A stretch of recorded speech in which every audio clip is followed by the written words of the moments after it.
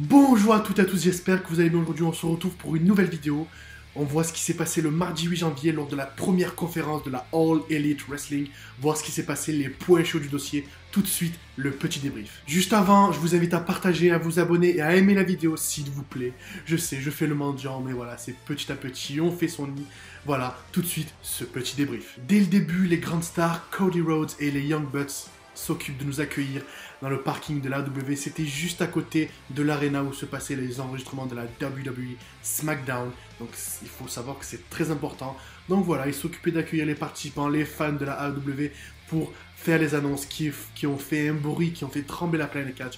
Je vous annonce, c'était du très lourd. Plusieurs noms ont été ajoutés au roster de la AEW, comme Christopher Daniels, Frankie Kazarian, anciennement Suicide à la TNA, Scorpio Sky, Adam Page, Joey Janela, etc.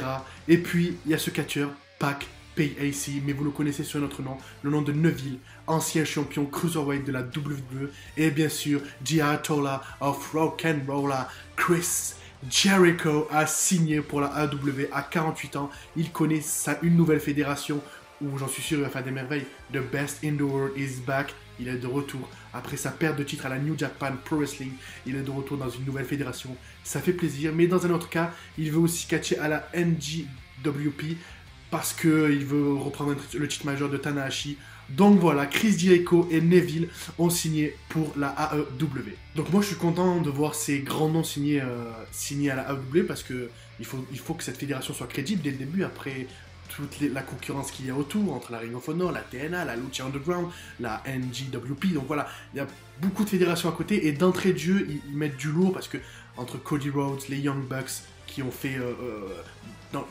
des merveilles dans le circuit indépendant, Christopher Daniels, qu'on a connu à la TNA, Frankie Kazarian, Suicide, Scorpio Sky, et Chris Jericho et Neville qui viennent de rejoindre. Et en plus de ça, je vais faire une nouvelle vidéo où je propose 5 catcheurs qui vont signer à la AEW, parce que je pense que c'est pas encore il y a de nouvelles grandes stars qui vont signer, qui vont arriver, j'en suis certain, s'ils veulent frapper un grand coup, surtout que Shadi Khan l'a dit. En plus, il ne veut pas que la lutte et le catch soit quelque chose de minime par rapport au football américain et le foot, dont le club qu'il a, les Jaguars de Jacksonville et le Philadelphia. Donc voilà, c'est un très grand projet qui arrive. Du côté des féminines, c'est la lutteuse Britt Baker qui est la première star féminine après Brandi Rhodes, mais ça c'était plus un rôle d'exécutif de valet dans le scénario. Là, la vraie lutteuse, la première lutteuse, Britt Baker, a signé avec la All Elite Wrestling. Donc Brandi Rhodes, épouse de Cody, a annoncé que plusieurs femmes signeront dans le futur et que voilà, cette info extraordinaire, je trouve ça magnifique, l'équité des salaires sera respectée entre les hommes et les femmes de même niveau. La lutteuse Penelope Ford devrait aussi signer prochainement. Donc voilà, en plus de signer des gros noms et des lutteuses, l'équité des salaires sera respectée dans cette fédération. Donc quoi de mieux pour commencer pour cette fédération qui part dans de bonnes augures. Du côté de l'ombre de la production, c'est Billy Gunn, ancien catcheur, qui sera chargé d'être le premier producteur des combats de la nouvelle compagnie, qui sera chargé des scénarios, des combats et des rivalités.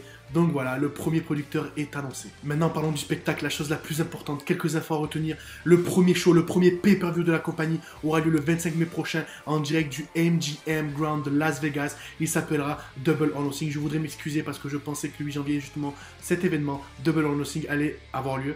Mais en fait, c'est vrai qu'il faut des scénarios, il faut avoir des rivalités. Donc c'est une erreur de ma part, je m'en excuse. Entre temps, je suis sûr qu'il y aura des shows. La EW l'a annoncé qu'elle allait organiser des shows humanitaires à Jacksonville, dont une partie des bénéfices servira à des associations aidant les victimes des armes à feu. Voilà, Jacksonville qui est une ville très réputée. Bon, on va pas rentrer là-dedans, mais voilà.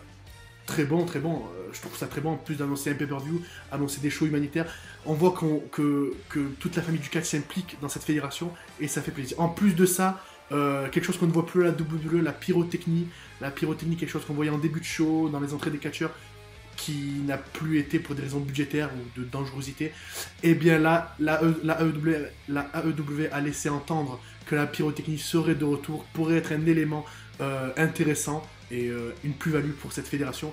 Donc moi je me languis vraiment de voir cette fédération à l'œuvre et le premier show, donc je sais pas quand est-ce que sera le premier show, mais le premier pay-per-view aura lieu le 25 mai prochain à Las Vegas. Et la dernière info, en plus de tout ça, la AEW désire mettre des catcheurs, des lutteurs indépendants en avant, donc il y a un premier partenariat qui a été signé avec une fédération chinoise, l'Oriental Wrestling Entertainment, pour promouvoir de nouveaux catcheurs, des catcheurs chinois, des nouveaux talents.